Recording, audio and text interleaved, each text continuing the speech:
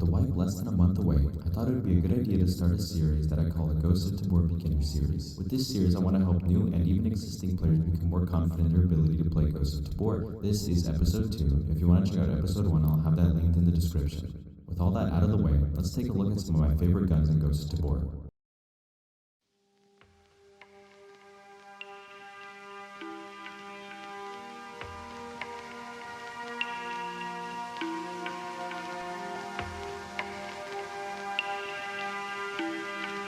Let's play.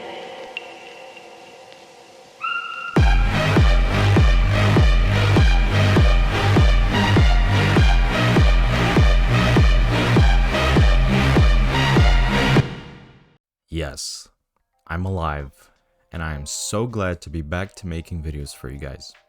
I took a little break as I was starting school and some other things, and unfortunately YouTube got left behind, but I say I am here. I am back. Today's video is a video that I've done before. This is an updated version of my original Best Guns video on Ghosts of Tabor. That video is now so horribly out of date that I had to make another one. Multiple updates and a wipe has happened since that original video came out. All systems like armor and gun penetration have been changed significantly. And again, it matters which gun you choose. After I made my original video, an update came out that changed the way the guns worked. It changed so much that guns were basically on a level playing field. Around this time, I uploaded my video about the Scar L, if you guys recall.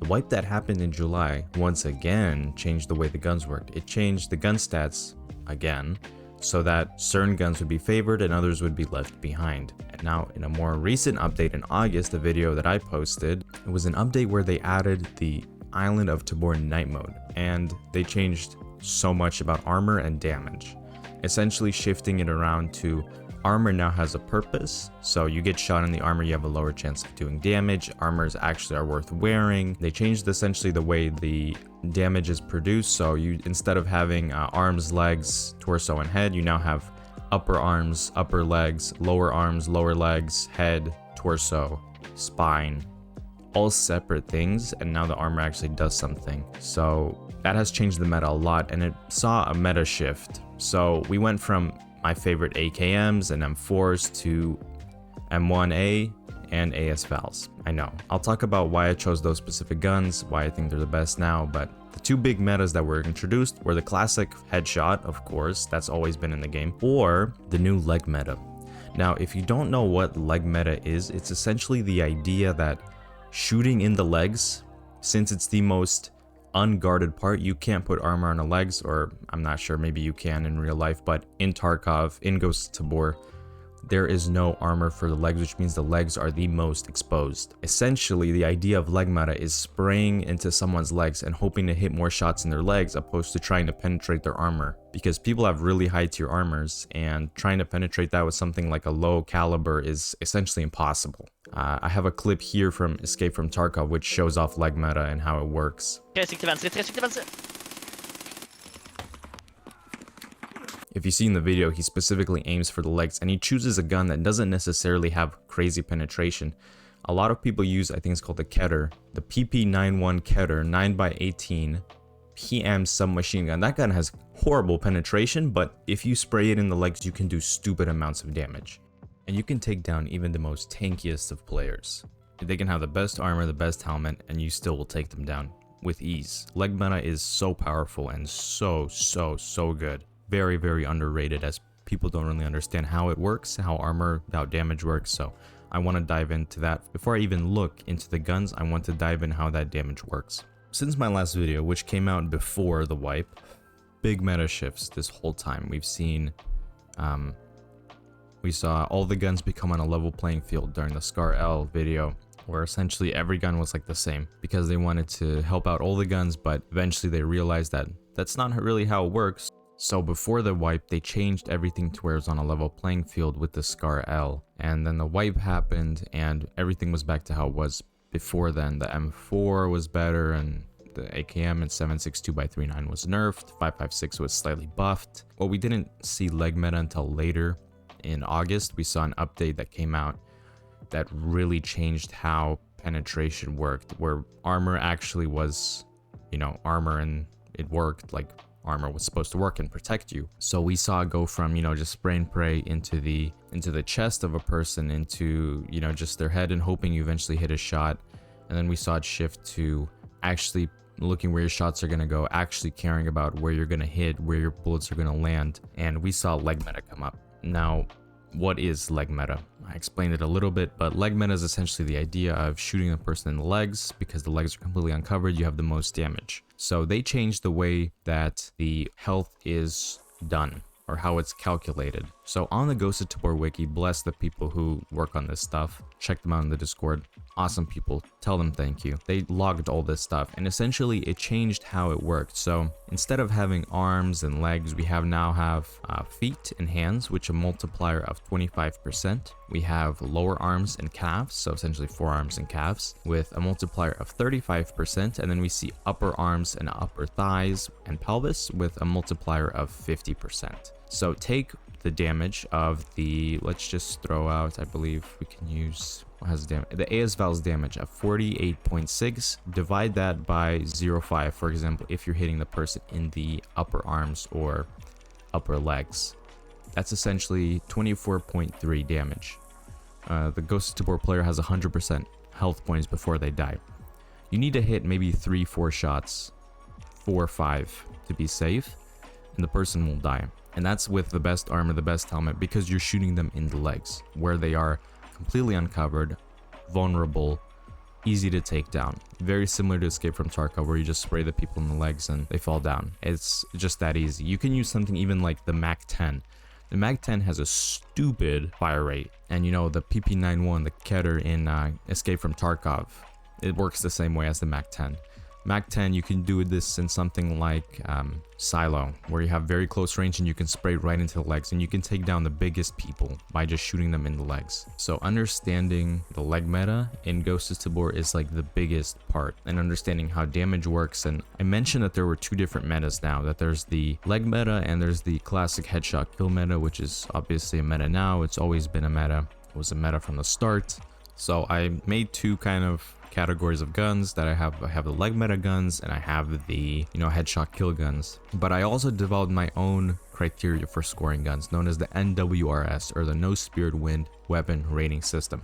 So this consists of 3 different categories: gun caliber and penetration, that's out of 100; accessibility, so price and trader level, that's again out of 100; and fire rate, again out of 100. And I took these 3 numbers and I all just kind of averaged it out, and that gave me an NWRS score. And I also added on top or minus, whether it be high recoil or attachment slots. I added that or subtracted it on the top if it's something that damages the gun's performance. Across the board, I used FMJ, so all the weapons are going to be based on their FMJ damages, not their AP, but just assume that AP is going to be better. It is. If you have access to AP, use AP. Even if you're not shooting in the armor or in the helmet, if you're doing leg meta, it'll still do a couple points more damage, so go for it. So starting off strong with the M1A SASS, with an NWS score of 68. 63 is the base score plus 5 bonus for attachment slots. This gun has high damage and is great if you have good accuracy, but you have to make sure to hit your shots as it's a semi-automatic. Now, the reason I chose this gun is this is not a leg meta gun. This is a headshot kill gun. This is a gun you're running if you're going like Island of Tabor night mode. This gun uses the 7.62x5.1, has high penetration and very good damage. 7.62x5.1 was immune to the nerf that 7.62x3.9 got, and that kind of shot the AKs all the way down. Their penetration is now very similar to 5.56. Truly a shame, honestly, but you know, it is what it is. The 7.62x5.1 was not changed at all, thank God. And the M1 SASS has a ton of attachment slots, and it's really difficult to acquire because it's Spectre level 4 and it has a price of, I think, like 48,000. It's something crazy like that. So buying the attachment slots and all that kind of jazz is gonna set you back like 60-70,000 for a good kit, if not more, because like the silencers are now 20k. Pick this gun if you're a good shot and you can hit your headshots very, very well. I highly recommend this gun. If you want something cheaper that's very, very similar, is the G3A3. Now this gun had an NWRS score of 80 because it was high fire rate, it's fully automatic, really good penetration, it uses 7.62x5.1 as well, really easy, it's Spectre level 3, it's really easy to access, and it's only 8,000. So it had an NWRS score of 80, but I subtracted 50 because of high recoil. Now if you've ever seen me try to spray, or if you've ever tried to spray a G3A3, you just know that this gun has like horribly difficult to control recoil. And it doesn't have many attachment slots, so no foregrip. You only have one rail for an optic, and you can have, if you want to throw in a suppressor, you can do that as well, but it's just not as good as it seems. Like on paper, it seems so great because, you know, it's cheap, high penetration, high damage. On paper, it looks great. But having used this gun, having tried to love this gun, I really can't recommend it. If you have the money, spend it on a M1 SASS. But you don't have the money and you still want to get the damage, or I highly recommend the G3 if you're going on a budget to island. Now, island night mode isn't really a budget type of map, but if you're trying to spend maybe less than 50,000 on a kit, you could probably do like a JPC rig for 8, maybe a G3 for like 20, and then NVGs and helmets another 20, and you can maybe do like a 25 for, so it end up being like 50,000, maybe $60,000 kit. And if you're good, you can snowball that into easily 100 plus K and like a tier 6 rig, which is the, I believe it's called the 6B something. That's the highest, most expensive rig, essentially. Using this gun to snowball, this is not a gun you want to stay on to for long. This is a gun you want to have so that you can do high damage and progress fast if you can control the recoil. But for the normal player who isn't super good at controlling recoil or don't fully understand how guns work, I recommend something with a high fire rate, like a VSS, ASVAL, M4. If you can afford it and if you can control it, use an M1 SASS. But if you want to do this on a budget, well, and you don't really care about recoil, do the G3A3, but maybe probably use it on either semi or don't use it on full auto unless you can absolutely control it or you're expecting a close range encounter. If you're expecting a close range encounter, use the full auto. It does have a decent fire rate. I believe it's very similar to the AKM, and it does stupid amounts of damage, has crazy penetration. I have a clip here, the most recent stream. I used the gun in a close range encounter in labs on island, and it did stupid amounts of damage. And those guys were pretty kitted. They had I think a tier 5 rig, and he just ate those shots and just couldn't handle it. But the fact that it has a similar damage output to the M1A, the G3, definitely not my top recommendation, but if you want to go in on a budget, I know a lot of you guys care about the budget, you want to keep the budget low, I understand that, use the G3. This gun is like, it's only going to run you like $8,000, maybe throw on a suppressor if you want, or don't. You can run it unsuppressed. Now we're going to move into some more kind of leg meta guns. So we got the VSS, ASVAL, UMP. These guns, I chose 2 assault rifles that are very similar, VSS, ASVAL. They both have scores of 65, so I want to talk about those first, then I'll move into the SMG, the UMP. The reason I chose the VSS and ASVAL is because they're same variations of the exact same gun.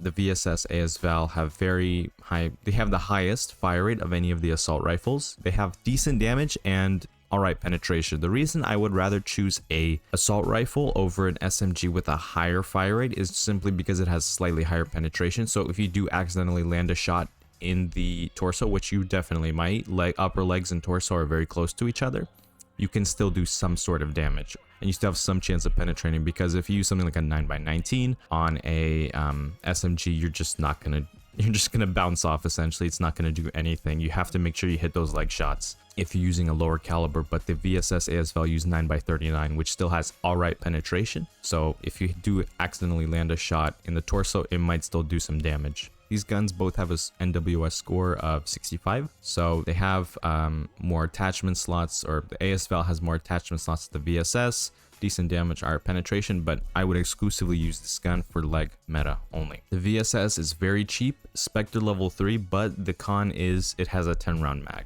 at Spectre level 3, 20 round at level 4, and 30 round at Spectre level 5. Low damage unless you're hitting legs, so make sure you hit those leg shots, or pelvis, keep it below the belt, essentially.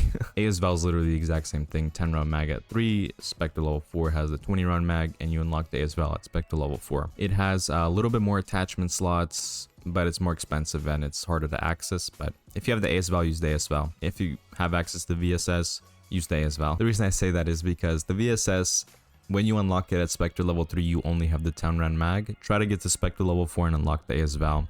If you think you can kill somebody in 10 rounds, more power to you, go for it. So overall, VSS, ASVAL, high fire rate, decent damage, decent penetration, but leg meta only. Over VSS and ASVAL, use the ASVAL. So SMG is up next, and that's the UMP. The reason I chose the UMP is because it has the highest damage. There are SMGs with higher fire rates, but they just don't do anything. They have, well, the highest fire rate is the Mac 10 with like a fire rate of 1500, something stupid like that. It's crazy high. If you're running missile silo on a budget like a $4,000, $5,000 budget, take a Mac 10. That guy will do so much damage if you spray the legs. But if you're gonna run something like Island of Tabor, UMP is the way to go with an NWRS score of 63. Only real drawback is it's Spectre level 4, so you're gonna have to level up to get it. But if you want to run something cheap and that will do stupid amounts of damage or has a fire rate, use the Mac 10 if you think you can control the recoil. But don't even try running the Mac 10 on something like Island of Tabor. Long range, the Mac 10 will do absolutely nothing. Like, it's gonna be like Nerf darts after about, I don't know, 50 meters. It's gonna be like a Nerf gun. It's just not gonna do enough damage to be worth it. SMG like the UMP will have a little bit more leeway. You can maybe take some higher shots or further distant shots and maybe you'll still get the kill. But SMGs across the board, you want to make sure you're close range, which is why I would rather choose a higher fire rate assault rifle over something like an SMG with the highest fire rate. So for leg meta, if you want to use SMG, more power to you, take a UMP. But I recommend AS Val over that UMP. They're both unlocked at Spectre level 4.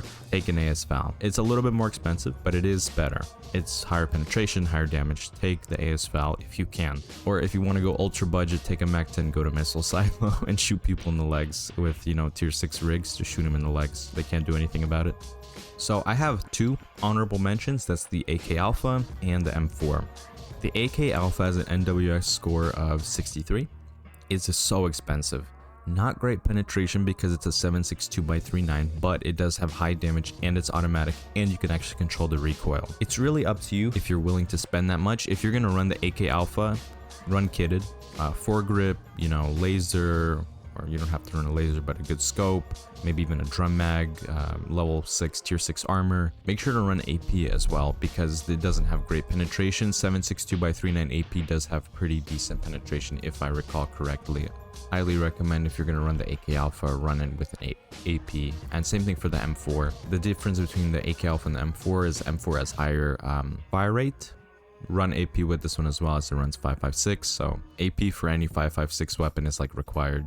Otherwise, it's just gonna be Nerf darts. M4 has decent damage. It's gotten a kind of a nerf in price. It's, I believe, about like 8,000 now, if not less. Lots of customization options. Drum mag as well. Low penetration is the only problem. Use AP if you're using 5.56. That's for any 5.56, whether it be 5.56x5.4, run AP with 5.56. So M4, AK Alpha, honorable mention. AK Alpha if you're willing to spend the money. M4 if you're gonna run AP. M4 is really good for leg meta as well. Low penetration and drum mag, big things.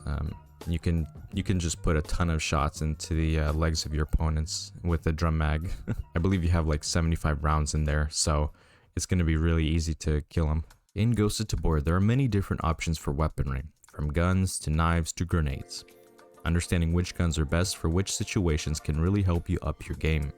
In this video, we discuss 7 different guns that all shine in their own ways. From the power of the M1A SASS to the fire rate of the AS Val. Each gun has its own set of pros and cons, but picking the right gun for your skill set can mean the difference between life and death. Thank you so much for watching. I appreciate the support, and as always, good luck out there. No Spirit Wind out.